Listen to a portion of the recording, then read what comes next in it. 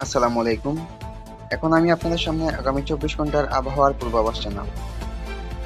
রাজধানী ঢাকা ও এর পার্শ্ববর্তী এলাকায় আজ দিনের প্রথমার্ধে আকাশ আংশিক মেঘলা থেকে অস্থায়ীভাবে মেঘলা থাকতে পারে বলে জানিয়েছে বাংলাদেশ আবহাওয়া অধিদপ্তর। রোববার ২২ জুন সকাল ৭টা থেকে পরবর্তী ৬ ঘন্টার পূর্বাভাসে এমন তথ্য জানানো হয়। এতে বলা হয়েছে দিনের এই সময় জুড়ে হালকা বৃষ্টিপাতের সম্ভাবনা রয়েছে। বাতাস দক্ষিণ বা দক্ষিণ পূর্ব দিক থেকে ঘন্টায় ১০ থেকে ১৫ কিলোমিটার বেগে প্রবাহিত হতে পারে। এতে করে দিনের আবহাওয়ার হালকা পরিবর্তন হলেও তাপমাত্রা খুব একটা পরিবর্তন হবে না।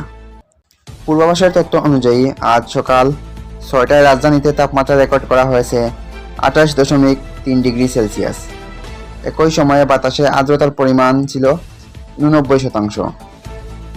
আর গতকাল ২১ জুন ঢাকায় সর্বোচ্চ তাপমাত্রা রেকর্ড করা হয়েছিল ৩৪.৭ ডিগ্রি সেলসিয়াস এবং সর্বনিম্ন তাপমাত্রা ছিল ২৭.৮ ডিগ্রি সেলসিয়াস।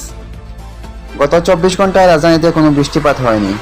আবহাওয়া অধিদপ্তরের পূর্বাভাসে আরও জানানো হয়েছে, আজ ঢাকায় সূর্যাস্ত হবে সন্ধ্যা ৬টা ৪৯ এবং আগামীকাল ২৩ জুন সূর্যোদয় হবে ভোর ৫টা ১২।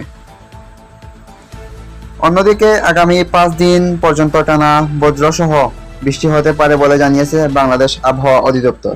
এই সময়ের মধ্যে দেশের কোথাও কোথাও মাঝারি ধরনের ভারী থেকে ভারী বৃষ্টি হতে পারে বলে জানিয়েছে সংস্থাটি। গতকাল প্রকাশিত আবহাওয়ার পূর্বাভাসে বলা হয়েছে, রংপুর, রাজশাহী, ঢাকা, ময়মনসিংহ ও সিলেট বিভাগের অধিকাংশ জায়গায় এবং খুলনা, বরিশাল ও চট্টগ্রাম বিভাগের অনেক জায়গায় অস্থায়ীভাবে দমকা হাওয়া সহ বিদ্যুৎ চমকানো বা হালকা থেকে মাঝারি ধরনের বৃষ্টি অথবা বজ্রবৃষ্টি হতে পারে। সেই সঙ্গে সারা দেশের কোথাও কোথাও মাঝারি ধরনের ভারী বর্ষণ হতে পারে। সারা দেশে দিন ও রাতের তাপমাত্রা সামান্য বাড়তে পারে। এই ছিল আগামী ২৪ ঘন্টার আবহাওয়ার সর্বশেষ খবর।